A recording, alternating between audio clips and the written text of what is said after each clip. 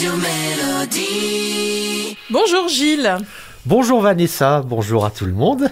Alors aujourd'hui dans ta chronique, on va parler de plantes et surtout de la nuit. En ce moment, la nuit tombe très tôt et ça va pas s'arranger jusqu'à la période de Noël. Mais bon, comme disait la chanteuse Grace Jones, la nuit est un vide dans lequel je peux créer. Et c'est tout à fait vrai que ça soit pour nous ou même pour les plantes. Et là, elles ont beaucoup à nous apprendre pour mieux appréhender cette période de l'année qu'on n'aime pas trop. Alors on peut se poser cette question, que fait une plante la nuit, Gilles ? Écoute, tout simplement, comme nous, les plantes profitent de la nuit pour recharger leur batterie. Donc leur activité ne cesse pas. Alors au long de la journée, les plantes, elles fabriquent de la matière grâce au soleil. Bon, en ce moment, il faut le chercher. Il en manque un peu, ouais. Il faut le chercher, le soleil.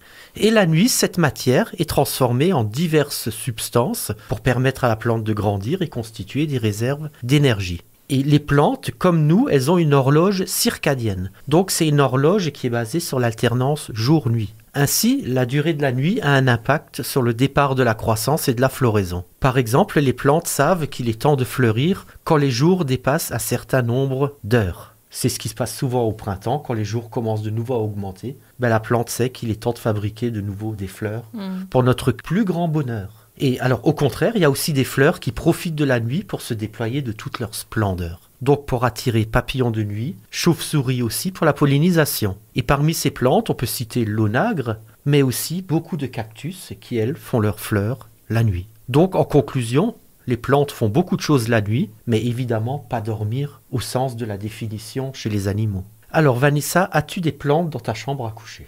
J'en ai une, effectivement. Tu as peut-être déjà entendu cette idée reçue qui dit qu'il ne faut pas dormir dans une pièce avec une plante. Oui, effectivement. Alors, on peut se rassurer, c'est faux.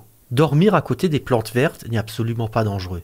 Même si, comme nous, les plantes, elles respirent, donc elles consomment de l'oxygène, elle ne produira en une nuit jamais autant de dioxyde de carbone qu'un être humain. Donc, pas d'inquiétude à avoir. Ok, on peut en avoir plusieurs du coup ? Oui, tu peux en avoir plusieurs. Alors, il faut aussi profiter de la tombée de la nuit pour se ressourcer. Voilà, on va retenir la nuit.